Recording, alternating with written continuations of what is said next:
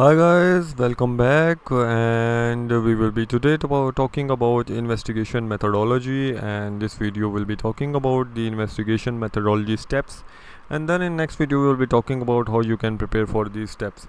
So basically the importance of this video is that you have to know that how this investigation works. Basically you have to first of all obtain warrants. Warrants are like you have to go to a crime scene or incident scene, so you have to obtain the authorization. It can be from your local police station if the police is involved, it can be from the organization, they will give you a written authorization letter. I will say that never search a location without a written or authorization from the organization where the incident has happened.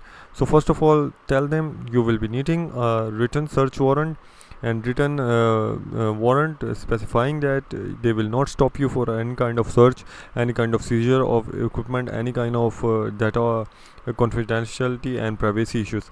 Then when you have obtained that warrant, go to that location, analyze and secure that scene, and then in the next step you will be collecting and recording the evidence what you have gathered from that scene, and then you will take the evidence with you and you will access that evidence basically, and this will be like you will be checking that evidence for any kind of clues, and then you will acquire, analyze the data from that evidence. Then you will secure the evidence in a secured hard drive or your any system, and you will be moving toward preparing a final report, and then you will testify it in the court as a witness, and then you will save result in the record book. So basically if I will talk about a little in detail, when you are going on the crime scene, you are getting the equipment, like you are getting the tablet from where the network has been accessed or a system, then you will analyze that where you need to put your effort.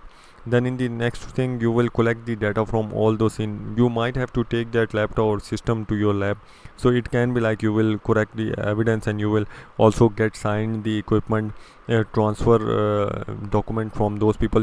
So you should have necessary forms with you, like equipment transfer, data transfer, and some kind of contracts with them on the basis of the evidence. Then the important thing is that when you have acquired the data during the crime scene or in the lab, you have to secure the data, because if the data makes any person guilty, then it is beneficial for you. I mean, it is not making any person not guilty, then it is also beneficial for you, because you have to go with the evidence. If the evidence is against that person, you will show that it is against that person. If you don't have to temper the evidence, because it is against the law if you are saving a criminal person or a guilty person.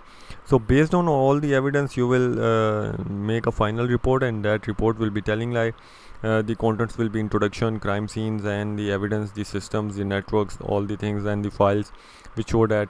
And when you are in the court, you are expert witness, and you will give your final report and tell all the things, explain all the things in front of the judge.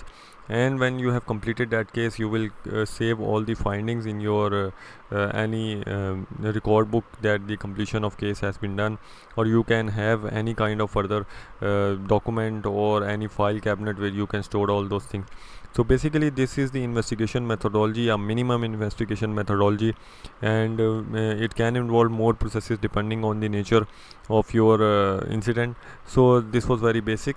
So this video was up to here. Like and subscribe to my video, share to other people. Thank you.